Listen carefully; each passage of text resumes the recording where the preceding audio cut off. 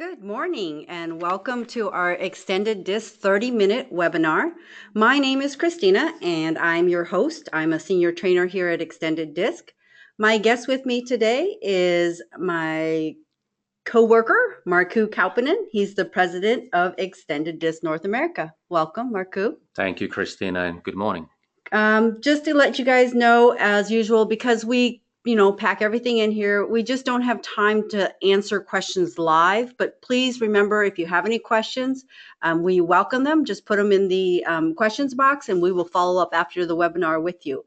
It will be recorded as usual as well. So Markku, I don't know if you know this, but out of all our webinars, I mean, they've been growing, but this one has hit the record in terms of people registering and signing up. So it must be a great topic. And our topic is misconceptions about disc styles. What do you think? Why'd you pick this one? Well, first of all, it's good to hear that it's a very popular topic. But when I think about topics for webinars, I always try to think about what are people really talking about, what kind of questions they're asking. And I just realized that when we talk to people about disc styles, you listen to them describe what their perceptions of the D, I, S, and C styles are. Sometimes you notice that the perceptions that people have are somewhat different. Mm-hmm. And they're different for different reasons, but sometimes you also notice that they have certain beliefs about the disc styles that really are not accurate.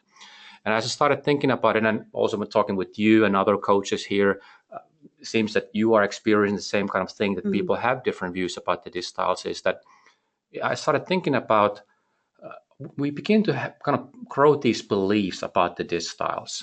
And as a human beings, we always make judgments about the people. You know, we are human beings, and whether we like it or not, we judge people. I also think that we judge people. Well, I mean, maybe that's not the right word, but we need these types of preconceived notions sometimes to help us more quickly identify people when we're interacting with them. But what we're talking about today is what happens when you overuse them or go beyond. Yeah, and you begin to assign certain behavioral traits that simply are not accurate. And when we begin to assign those traits, it becomes an obstacle to our success. And what I mean by that, let's say that you're a manager and you have all disc styles of employees in your team.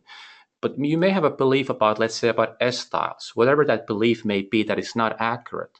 But that belief can become an obstacle when you're interacting with your S style employees, because you have this preconceived notion about what they can or cannot do. And in fact, you're actually hurting yourself, because when you're having those interactions, when you're trying to motivate or communicate with them, that creates sort of a filter of misconceived ideas what S can really do. So we just need to be very careful that those beliefs do not become lasting and become obstacles to not only our success, but the success of people around us. Okay. Well, let's kind of talk a little bit more about those filters by kind of taking a step back before we dive into each of the disc styles. So looking at the big picture, what does disc itself measure? Well, this it measures the behavioral style, and the bottom line of that is it helps us understand how we do things, how we communicate, how we lead, how we sell, and so on. And I think when people look at their own assessment results, or they look at the assessment results of other people, sometimes they may read too much into the results. You know, when they're reading that text, it's, you know, black print on a white paper, they may assign too much value to that information. We need to understand what are we actually measuring and also what we are not measuring. And we also need to understand the context in which we interpret the assessments. And that's why we have this culture at the bottom of this triangle. We always need to understand the culture in which we are interpreting the disc assessments. And what I mean by that is, and by the way, there's many different kind of cultures. There are culture of the country, Right. culture of the region, even countries of cities. Culture of our organization. And within organizations, you have different departments, divisions, even teams. So you have all this cultural information that we need to understand. And giving a quick example, like, let's say D styles, we use the word fast-paced often to describe them. Well, what the word fast-paced means in New York City, it's going to be slightly different than here in Houston, Texas, because the cultural context. So we need to understand that. Second, we need to really have a clear understanding what we measure, and that's that unconscious behavior. It's that hardwired behavioral disc style that we really focus on here at Extended Disc. That really means that when people retake Extended Disc, the results remain quite stable because it's that hardwired behavioral style. And we focus on that because we want to get an accurate starting point for our development. And then on the tip of the triangle, we have that conscious behavior. That's our profile 1 in our extended disc system.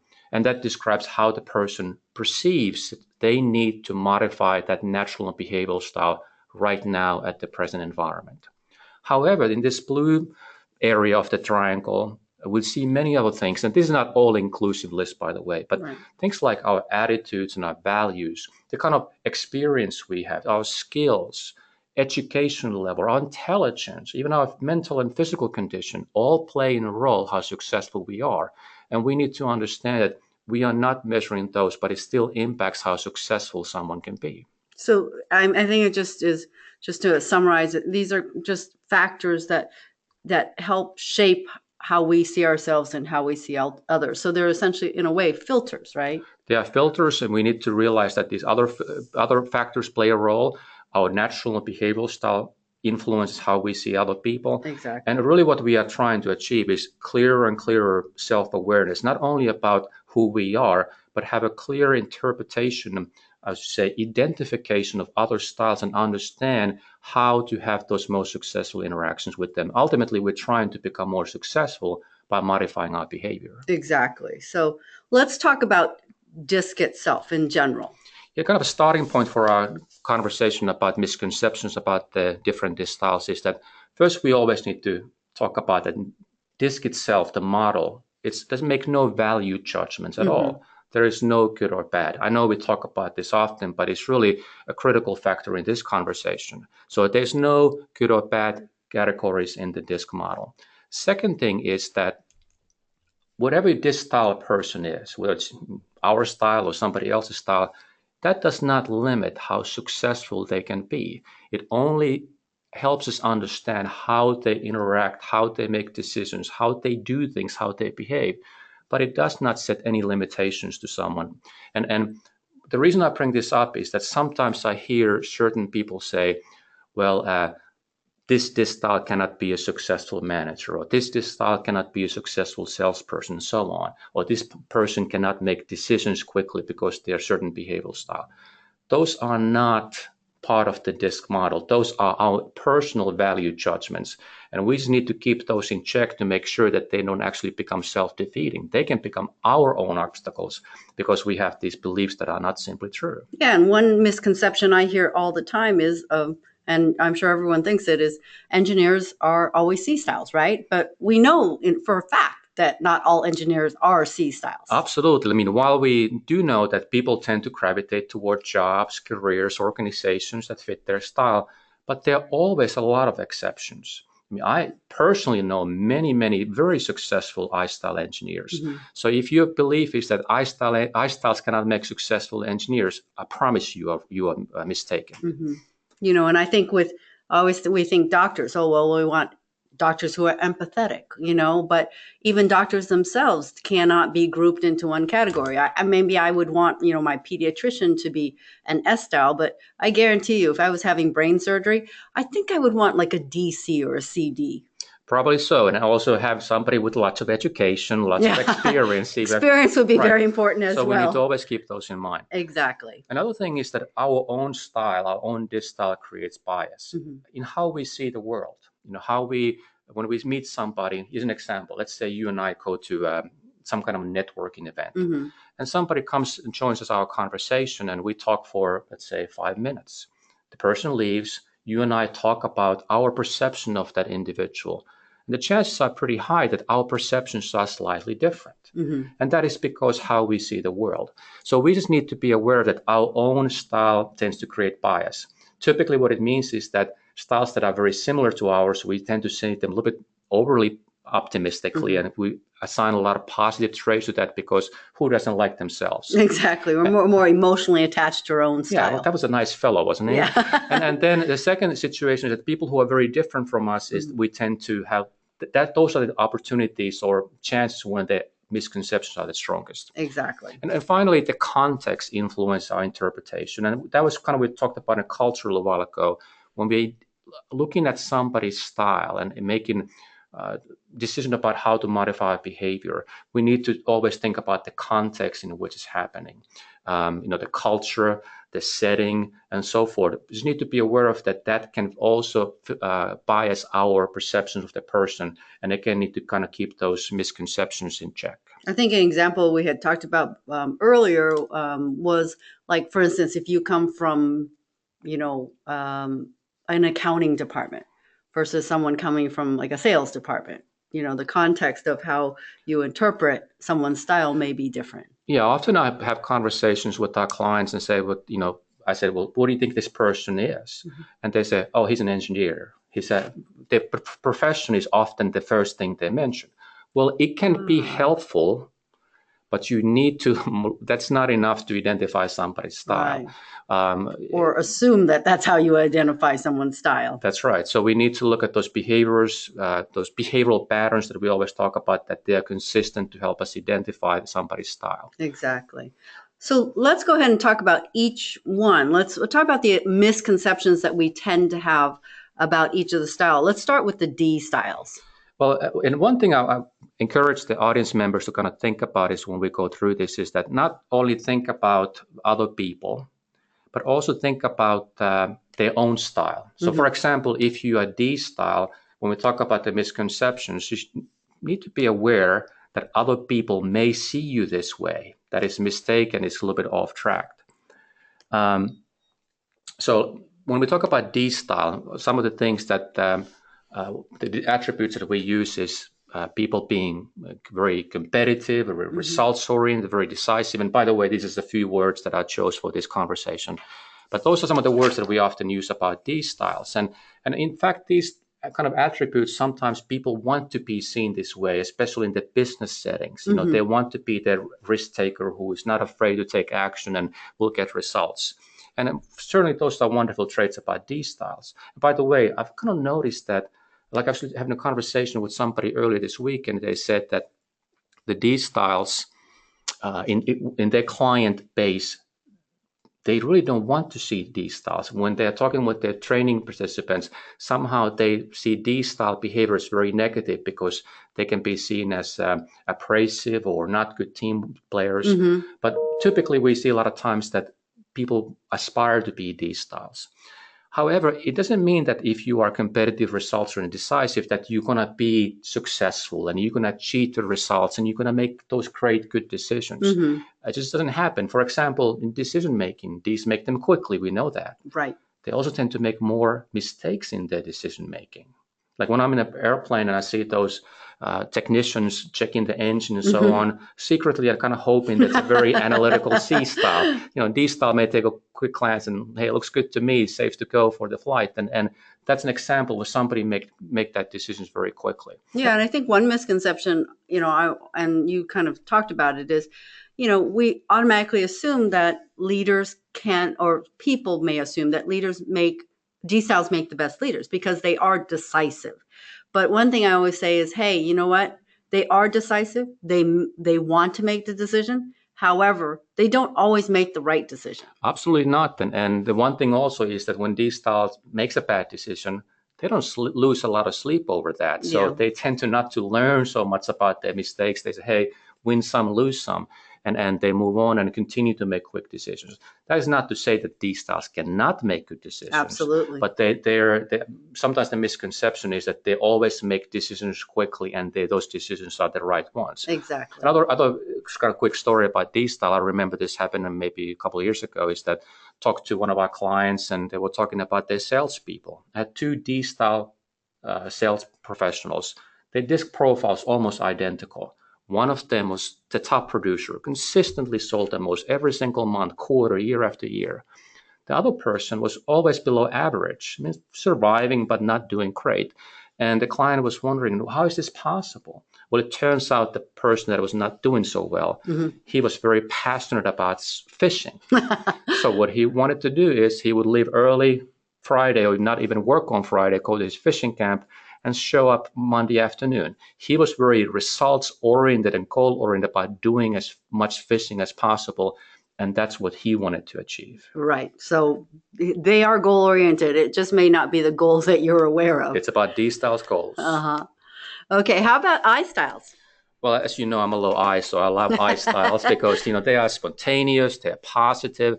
Not only they are optimistic, I think they're a little bit overly optimistic, which is a wonderful trait about them. I Mm-hmm. really like the fact that the glass is not half full; it's overflowing. Exactly. And because of these kind of traits, sometimes I styles are seen as being superficial and that they're always happy and they're not reliable because Mm-hmm. they are not as focused on those details.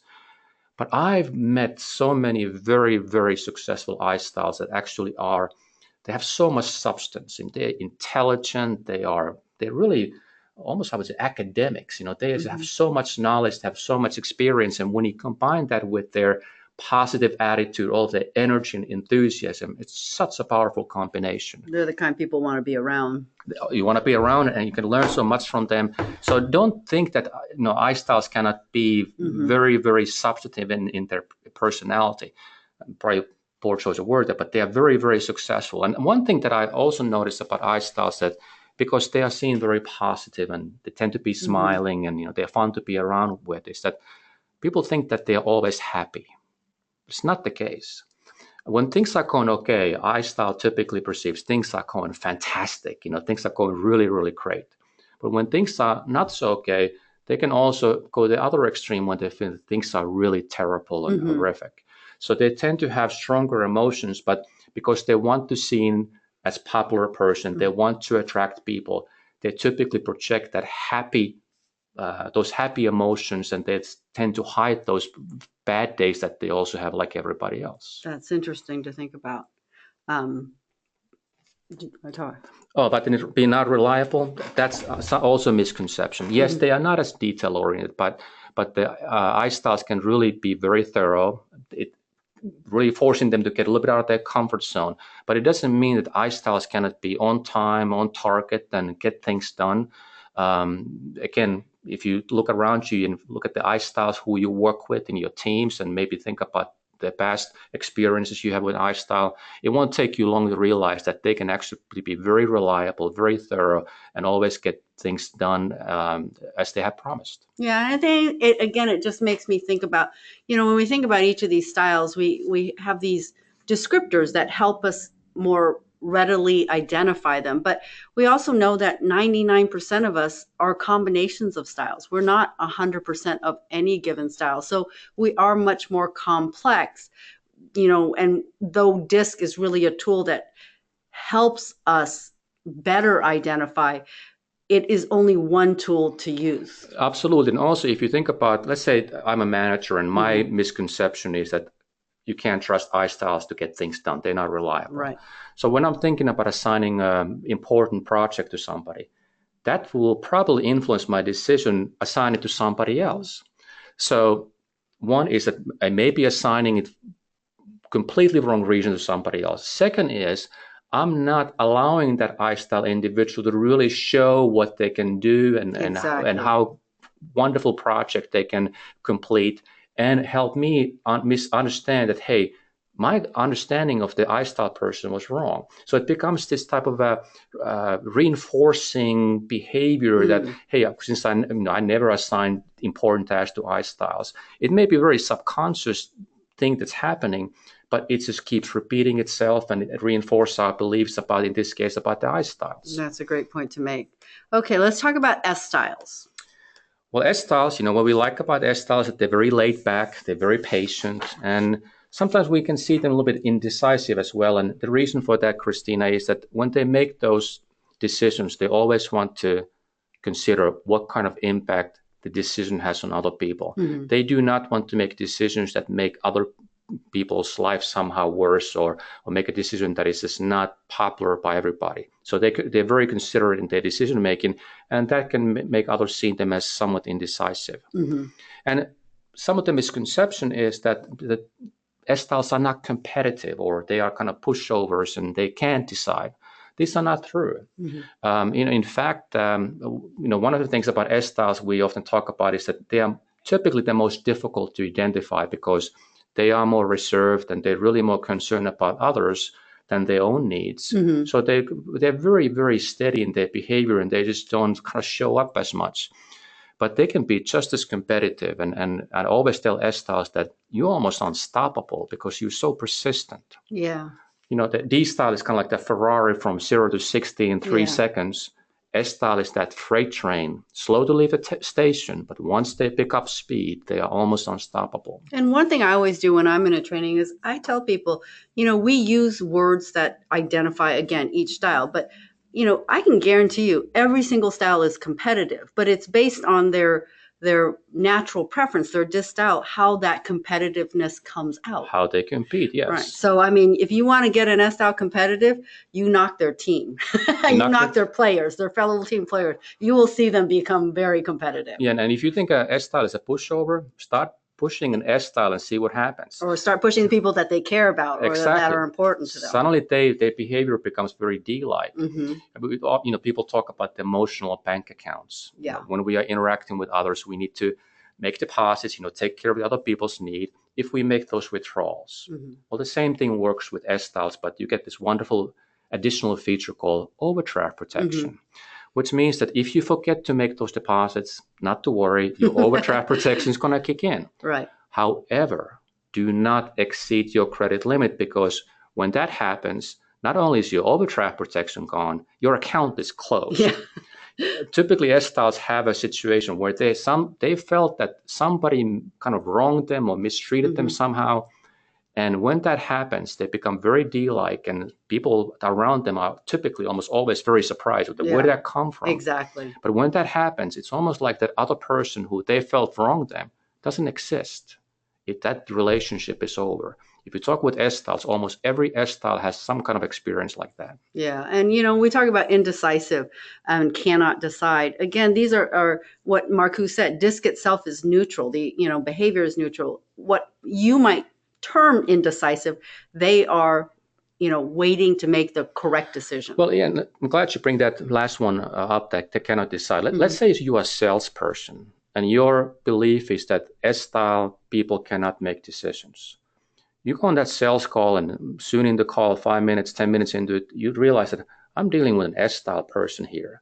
Now, if you allow your misconception that that prospect cannot make a decision because of S-style, their S-style, think about what kind of impact it will have your behaviors on the rest of the sales call. I promise that will influence it, and not in a positive way. Exactly. All right. How about, not last, but final style is the C style. Yeah, most importantly. So most importantly, the C styles, we see them as very analytical, and then sometimes they can be a little bit more timid because they are not as expressive and talkative. Mm-hmm. And we often say that they don't really express their emotions. Mm-hmm. But some of the misconceptions, and I'm going to start with the emotions, is that it doesn't mean that S-styles don't have emotions or they don't feel things. The thing is that they are most private about their emotions. They feel things just like everybody else. They just don't express them to others. They only share those with their close circle of friends and family. But for example, if you're a facilitator and at the end of the session, a C-style comes to you and tells you, hey, that was a great job. Happens all the time. I know. Exactly. But when C-style does it means a lot more, because they just don't say it with everybody. As I say, they're much more economical in their choice of words. Absolutely. It's a great way to look at it. But it doesn't mean that they don't feel their emotions. Mm-hmm. So don't think that they are not emotional. Just know that they're more private about it. But I'm not going to assume if you I-styles come up and tell me I did a fantastic job and you love superlatives, I'm going to take that as honest as well, not as superficial. Absolutely. I promise. You would take all I'll take whatever yes. you give me. And sometimes, I hear people say that because somebody's C-style, that they must be intelligent. Mm-hmm. Of course, there's tons of very intelligent C-styles, but just because somebody's analytical and detail-oriented, it doesn't mean that it's equal to intelligence. They can be very intelligent, but do not mix those two. Okay. And also, some people think that C-styles are always quiet. They never talk. I've been in many flights and asked a C-style individual a question and happened to ask a question that they were really passionate about. Mm-hmm. Your next 3 hours are planned. They talk about things that they know about, they're passionate about. Mm-hmm. They just don't get into kind of small talk. That's not their comfort zone. Exactly. So I think that, we can kind of wrap it up with the different styles. And I think one of the things I would recommend that people could, when they have a moment, is we have some videos on our website with that is the address right there. You can look at these couple-minute videos, and we talk about not only the strengths but some of the misconceptions that people have about this style. So I would encourage people to go over there and spend a few moments. Any kind of tips or kind of walk away thoughts you have for how do we better manage our misconceptions? How do we get started about being more aware of them and what to do about them? Well, the key is the word you just used, and that's the awareness. We talk about self-awareness so much here at Extended Disc in terms of creating confident self-awareness, but also identifying styles of other people. And the misconceptions really, I think it ties most closely to understanding other people. And when we begin to realize and being aware that we begin to assign some negative behavioral traits to other people, I think it's a red flag, and we should stop and think about, hey, is that really true? Because those kind of misconceptions really are not going to help your success. If anything, they're going to reduce your success because they will cloud your decision making about how to best modify your behavior. So the key is to make sure that when we begin to feel some of these negative traits, or we assign overly positive traits to behavioral styles that typically tend to be very similar to ours, we need to be careful and kind of make sure that we don't allow that to happen in a way that will reduce our effectiveness. And whenever we realize that these begin to become beliefs, when we begin to say things that so-and-so cannot succeed because of this style, then we are really in kind of a danger zone that you really need to stop and think about, how did these beliefs really develop, and what can I do to make sure they go away? Yeah, and for me, just personally, what I always try to do is, each person is an individual. And if we are aware of how we tend to filter our world, as you said early on, and identify, yes, go ahead and identify the distyle, because it definitely gives you relevant information about how to better interact with that person. But also, that person is an individual, and every interaction you have during the course of your day, you're going to meet with a different individual. That's right. And you have to constantly practice that identification. You have to constantly do it over and over again. Absolutely. And when we begin to have these misconceptions, sometimes, actually often, they become self-fulfilling prophecies. Yeah. If we believe that Estelle cannot make a decision, well, the chances that we modify behavior in such a way that makes it easier for the Estelle to make a decision probably is not going to take place. Yeah. So these kind of beliefs become really obstacle to our success. And it's almost like we're autopiloting, right? We're just kind of on cruise control. It's like all the S's are like this, all the I's are like this. It's that's exactly what it is. It's a different form of autopiloting, and we need to always think about what are the decisions we need to make about how we can modify behavior to become more successful. And misconceptions about the styles is an obstacle to that. Absolutely. Well, thank you so much for joining me today, Marku. Thank you. This will be again recorded, and I just want to let you know we actually do have another Extended Disc webinar scheduled. It's using team assessments, and that will be on Wednesday, May 31st, same time, 10 a.m.